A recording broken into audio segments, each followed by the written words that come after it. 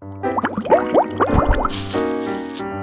guys, it's Jeff from Pressure Luck, and now that we're in the throes of summer, I'm filming this like July 1st, and I wanted to share with you a recipe for my upcoming cookbook that comes out on September 17th of this year, Pastabilities, which is arguably the easiest pasta cookbook of all time. I'm talking one pot to boil the pasta, one pan to make the sauce, and then you just marry them together. And this is going to be one of the quickest, easiest things you're ever gonna make. What are we making? Well, I'm a guy who doesn't love to eat raw tomatoes on their own, okay? I'm just not a huge fan of these little things on their own. Like, I know you'll see these in salads, either grape or cherry tomatoes, and people love snacking on them. However, I will eat them, but they have to be cooked. Now, a Pomodoro sauce is a sauce that I typically like to make using these very tomatoes, okay? Now, the difference between a Pomodoro sauce and a marinara sauce is a marinara sauce is also tomato based, but it's a really kind of a thicker, more basil, richer sauce, right? Whereas a Pomodoro sauce is more of a lighter, thinner, refreshing sauce. It's not as saucy, it's kind of just like the tomato essence is kissing the pasta. And not only that, this recipe is so quick and easy. It's in one of the chapters in my book where it focuses on 5 ingredient sauces. I have everything in this book for you, by the way. I have classic pastas like a marinara or an alfredo or a bolognese or alla vodka, to more like al forno, like a lasagna and baked ziti, to like more interesting and unique dishes in there, like a chicken marsala tortellini, and I have Asian stir-fry dishes because those incorporate noodles. I even have a cold pasta salad chapter and a soup chapter because so many soup recipes include pastas. I even have a one-pot chapter. I mean, this book has it all, and it's over 100 recipes. Anyway, I wanted to show you how easy it is to make pasta pomodoro using just 5 ingredients to make the sauce, where I'm gonna take my not so big love of eating these tomatoes in their current state, even though I know many of you do, and then turn it into the most amazing, refreshing Pomodoro sauce while I will lap up every last burst tomato in that sauce. So let's go right to it. 1 pot to cook the pasta, 1 pan to make the sauce, and then we just marry the 2 in that pan. Pasta Pomodoro happens now. So the very first thing I want to do is I want to take an 8-quart soup pot and fill it up halfway with water from the tap. That would be 4 quarts worth. Then I want to bring it to high heat and bring it to a boil. Okay? So while I'm bringing my pot of water on the stove to a boil, I now want to focus on making my Pomodoro sauce. And for that, I want to use between a 4.5 to 5 quart saute pan. A saute pan is like a skillet with high walls on the side. And that comes in so handy when making pasta sauces because for 2 reasons. 1, it won't cause splatter when you're making the sauce. This helps prevent it. And number 2, the high walls helps when we add the pasta at the end to toss everything in to keep everything contained into one pan, okay? So to my saute pan, I'm gonna add in a 1/2 cup of extra virgin olive oil. I know it seems like a lot, but that's what this sauce is based on. And I'm gonna set it to medium-high heat. Now once the oil is heated and shimmering, which means it kind of has like this like wavy, glistening situation going on, that means it's heated, and that'll take about 2 to 3 minutes.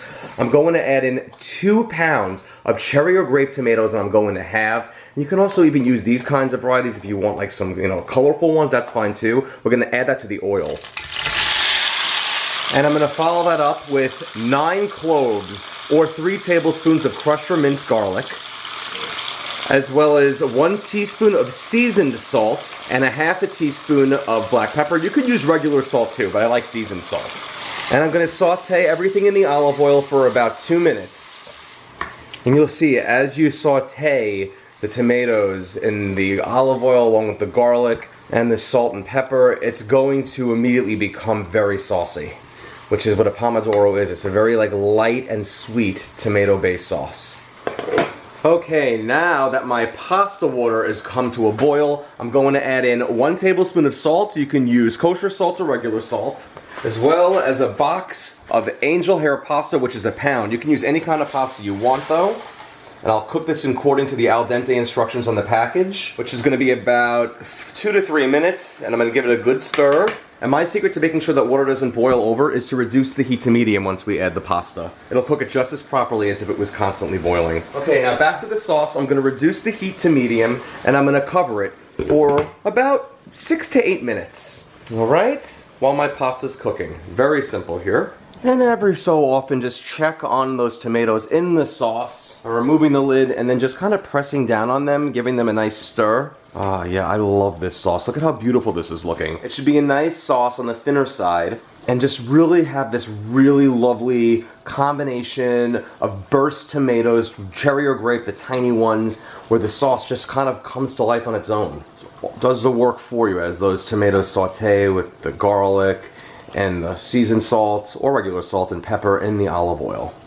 It's a lovely, rich, yet at the same time very light and very nutritious sauce. Okay, and once I've cooked my pasta according to the box's instructions for al dente, which means it's gonna have a very, very slight bite, this is perfect to give it a test to make sure you're happy. I'm gonna now strain my pasta, and I don't need to reserve any pasta water for this recipe. Okay, and after about like 6 to 8 minutes of our sauce cooking with the lid on and off and checking on it every 2 to 3 minutes, we're done. Let's kill the heat on the stove. Take our cooked and drained pasta and add it directly into the pan, and then just take some tongs, and we're gonna just toss everything around together. So all of the pasta gets coated in all that delicious Pomodoro sauce.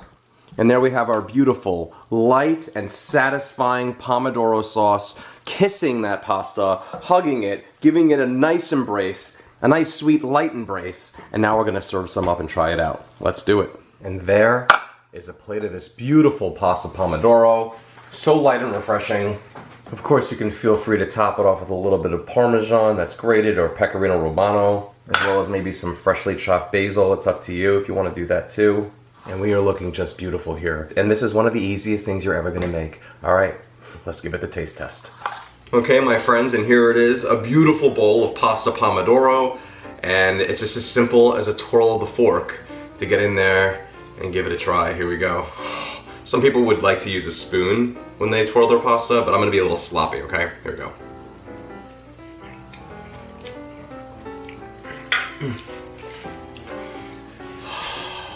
It is such a wonderful, I've said this many times throughout the video, it's a refreshing sauce. And this is coming from a guy, by the way, who does not do raw tomatoes. You know, you see how the tomatoes were before I cooked them? No, I will not eat them that way. I'm very picky with tomatoes. I'll eat them any other way. Stew them, make them into a sauce, ketchup, great. But just on their own raw, just not my bag. But this, I absolutely love. All it takes is a little heat to bring me some defeat, because I love tomatoes when they're cooked.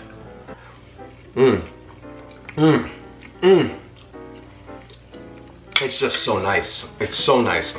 It doesn't feel heavy in the slightest. It feels sweet, light, and bright, and really very guilt-free. If you want to make this extra healthy, try like a whole wheat pasta, or a gluten-free pasta, or a chickpea pasta, or a red lentil pasta, or a bean pasta. There's so many different types of pastas now, it's insane how it's evolved. Now, if you want this extra saucy, double everything. Just double the sauce ingredients. Literally double the sauce ingredients. About maybe a few extra minutes in the cook time, because if there's double everything.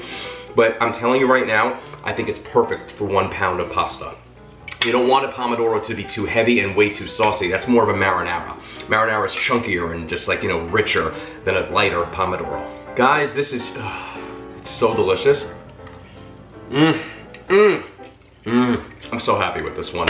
Guys, thank you so much for checking out this recipe. If you want any of my recipes, go to pressureluckcooking.com, because all of them live there. And on YouTube, youtube.com/pressureluck. All of my recipes that I've done at any time online for my blog, there's a video to accompany it, and it's on my YouTube channel. But I also link those in the recipes at pressureluckcooking.com, so everything's in one place. But maybe you found me on Google, I don't know. That'd be great, thanks Google. Now the exciting thing, like I said before, is this recipe is in my new cookbook coming out September 17th of this year, 2024, called Pastabilities, which is truly the easiest pasta cookbook of all time, because you're not making your own pasta, you're literally using a boxed pasta, and I use the store brand for this. Everything in here is accessible, affordable, and achievable. You don't believe me? Here, look. Here's the recipe in the book, Pasta Pomodoro. In the book I use shells, medium shells, but you can use any kind of pasta you want. Color, beautiful step-by-step photos showing you exactly what you should be doing, when you should be boiling the water, when you should start the sauce, when you should be adding the pasta, everything, as well as a final shot of everything and a timing bar. There is no guesswork in any of my books. That's why they're called the step-by-step cookbook series. You can get this anywhere books are sold. And by the way, this recipe is also in the 5-ingredient sauces. That means there's only 5 ingredients in this sauce, which you saw. The olive oil, the cherry or grape tomatoes, the garlic, the salt, and the pepper. That's it. If you wanted to add some of the Parmesan and basil at the end, that's completely optional. You don't have to use those things. Check me out at facebook.com/pressureluckcooking. Make sure you like that page and choose it as you're seeing your favorites. You know what I mean? Make sure you always pop up so you can see all these great things I like to share with you. A slew of things to try to make your day a little bit brighter or more practical. And if I ever have like a blunder along my day, I'll share it with you so you can laugh at me. And at Pressure Luck Cooking on Instagram and all that other stuff. Thank you so much again for watching, my friends. And the next time you want to make a dish where you don't have to feel so guilty about eating moro, well, all you gotta do is make my delicious, light and refreshing and simple pasta Pomodoro. Look at all that. Enjoy.